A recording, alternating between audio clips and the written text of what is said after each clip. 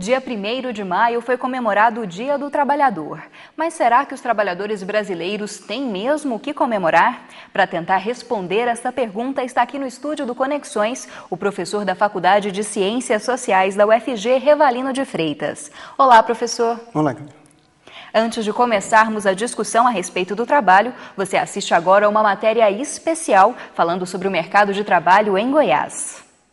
O Dia do Trabalhador é um momento de comemorar as conquistas alcançadas e de reivindicar melhores condições de trabalho.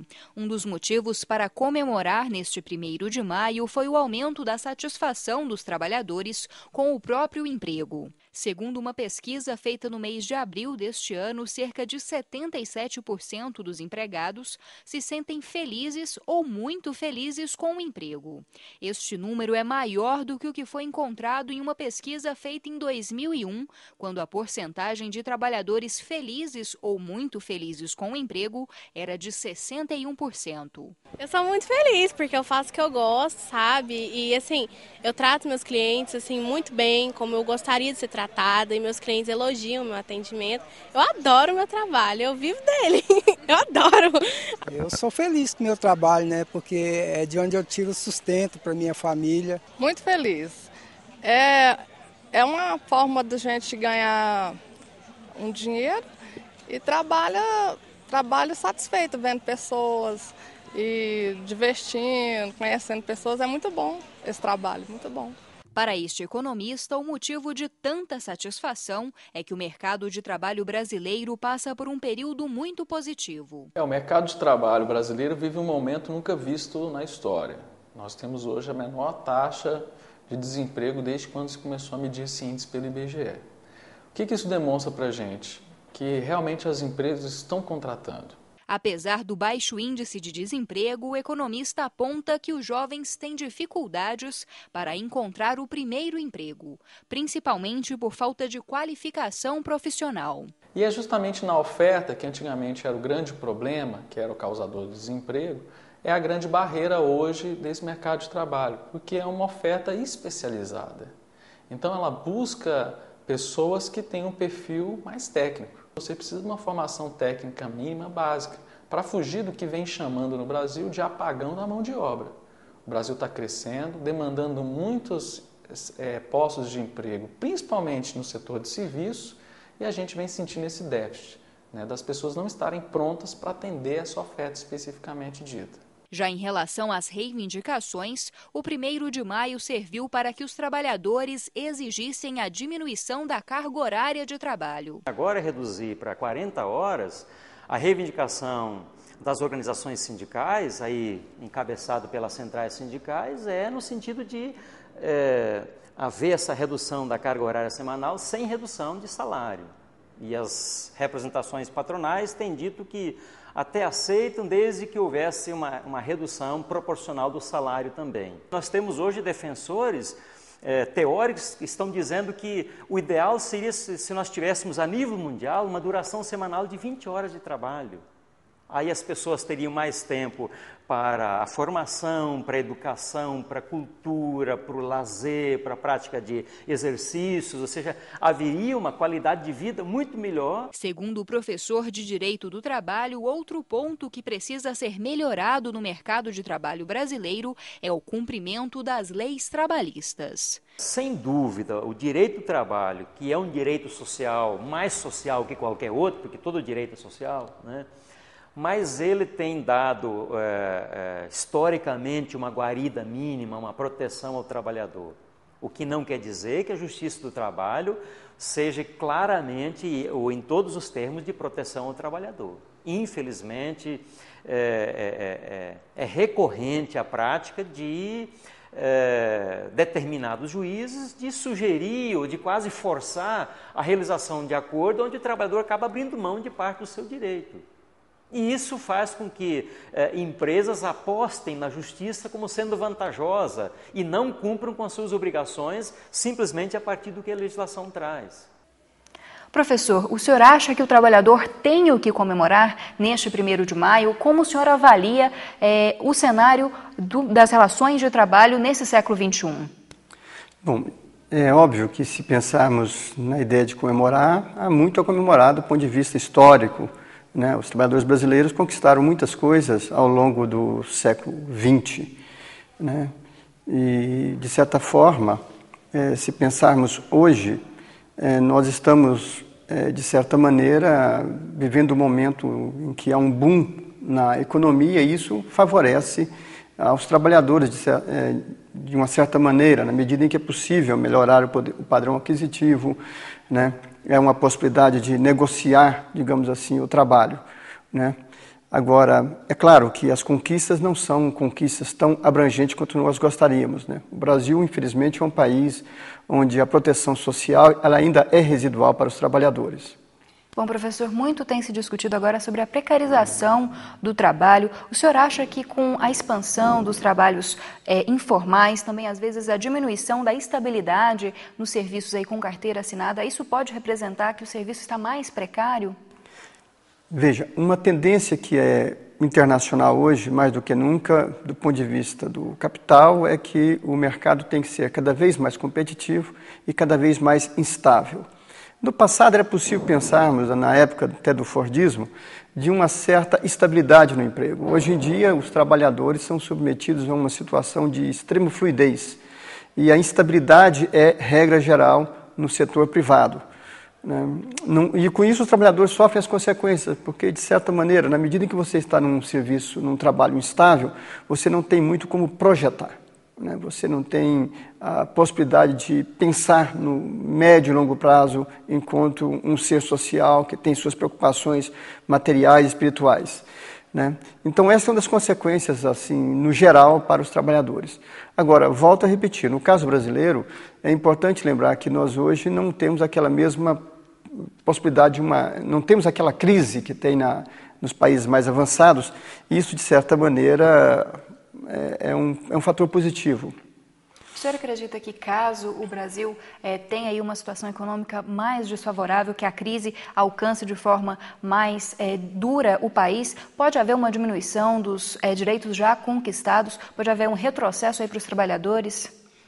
Veja, como eu disse antes, mesmo independente de uma crise, nas últimas décadas, uma preocupação do patronato no Brasil é cada vez mais flexibilizar a legislação trabalhista, né?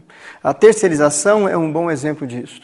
Agora, mais do que a terceirização, e eu disse antes, das condições de trabalho, nós não podemos esquecer que o mercado de trabalho no Brasil é extremamente complexo. Nós temos trabalhos altamente sofisticados e, ao mesmo tempo, nós temos situações de trabalho análogo à condição de escravidão, né? Nós temos trabalho em que as pessoas percebem altos vencimentos no mês e trabalhos em que as pessoas estão em condições altamente degradantes, recebendo abaixo do salário mínimo, né? Trabalhos como o trabalho no setor da cana-de-açúcar, o trabalho no setor carvoeiro, são trabalhos extremamente degradantes, né? E com isso, então, nós temos um trabalho altamente diversificado. Consequentemente, não dá para pensar de uma forma geral o campo de trabalho. Bom, professor, os servidores públicos também estão preocupados com essa questão do mercado de trabalho brasileiro. A gente escuta agora a pergunta de uma servidora pública. Os servidores públicos têm passado, ao longo dos últimos anos, por um processo de desregulamentação das suas carreiras.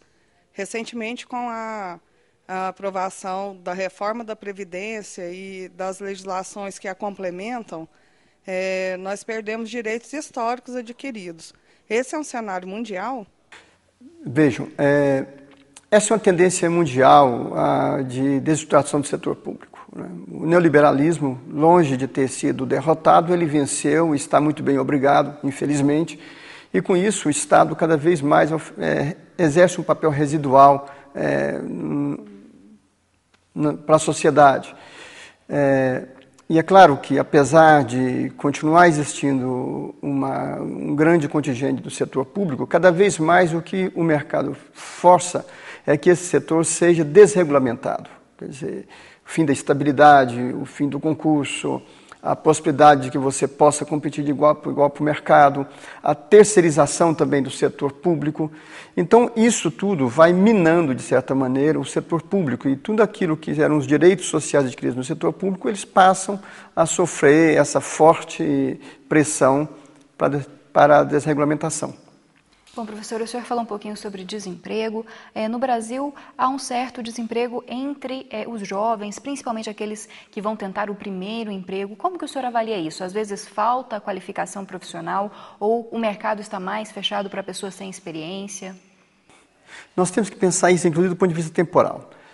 Uma característica importante de pensar é o seguinte: cada dia mais as pessoas ingressam mais cedo no mercado de trabalho e saem mais cedo também do mercado de trabalho.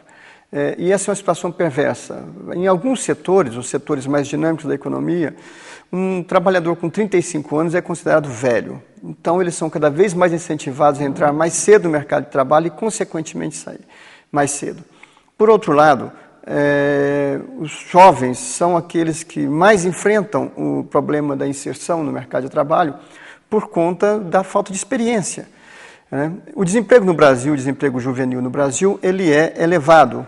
Porém, não é tão elevado quanto as taxas europeias. Na Espanha, chega a mais de 50% da população jovem está desempregada. Isso é muito grave para eles. No Brasil, esse número, eu não tenho aqui agora os dados estatísticos, mas é um número bem menor, e que, de certa maneira, o que se faz necessário é que o Estado promova políticas públicas para que esses trabalhadores possam vir ter um primeiro emprego e, com isso, amenizar um pouco a situação do desemprego. Mudando um pouquinho de assunto, falando um pouco a respeito de justiça trabalhista, justiça do trabalho. É comum no Brasil as pessoas procurarem seus direitos na justiça do trabalho ou existe aí certo medo, certo receio em relação a um trabalho posterior, a uma questão também de mercado, de conseguir um trabalho depois de entrar na justiça, ou isso não acontece no Brasil? O sistema brasileiro previsto pela CLT, ele tem uma característica importante que é um funcionamento, digamos, razoável da justiça do trabalho. Por mais que as ações às vezes demorem 2, 3, 4, 5 anos para serem julgadas no seu parecer definitivo, mesmo assim a justiça do trabalho é uma das poucas justiças que tem uma certa celeridade e uma efetividade, digamos assim. Então, isto, de certa maneira, incentiva que muitos trabalhadores busquem a justiça do trabalho. Agora, é claro que há setores em que você ir para a justiça do trabalho significa riscos muito maiores, porque você sabe que as condições sobre as quais você trabalha, muitas das vezes, as empresas criam verdadeiras listas de pessoas indesejadas, digamos, né, justamente porque vão para a justiça do trabalho. Então, por mais que nos setores mais amplos do trabalho as pessoas recorrem à justiça do trabalho, há setores em que isto não é bem visto por conta dessas circunstâncias. Bom, professor, para finalizar, o que o senhor acredita que deva ser o futuro do trabalho no Brasil? Como que o senhor desenha aí esse mercado de trabalho daqui a uma década ou mais tempo? Veja, é muito complicado pensar uma projeção dessa por conta da dinâmica do mercado de trabalho, da dinâmica da economia. É óbvio que hoje, se nós pensarmos, o mercado vai muito bem obrigado do ponto de vista do trabalho. Tanto que em alguns setores onde hoje falta uma mão de obra mais especializada, começa a haver uma importação muito grande. Muitos imigrantes, sobretudo os europeus com a crise, estão vindo para o Brasil para trabalhar. Por outro lado, alguns trabalhos que outrora eram trabalhos que os trabalhadores brasileiros buscavam de imediato, como o setor doméstico, já começa a haver uma competição também de latinos-americanos que estão vindo para o Brasil para trabalhar de babá, para trabalhar como auxiliares domésticos, né? Isto mostra, então, que o mercado no Brasil hoje está passando, de certa maneira, o mercado de trabalho, por aquilo que já foi uma tendência nos países europeus, nos Estados Unidos, né? Agora, isso não significa que daqui 10, 20 anos nós tenhamos esse mercado dessa maneira, né? A economia é muito dinâmica e uma projeção dessa seria extremamente arriscada. Tá certo. Muito obrigada, professor. O Conexões agradece a sua presença. Muito obrigado. E no próximo programa você pode contribuir com a discussão que vai ser feita aqui no estúdio do Conexões. É só mandar um e-mail para o programa ou então acessar as nossas redes sociais. Conexões quer sempre se conectar com você.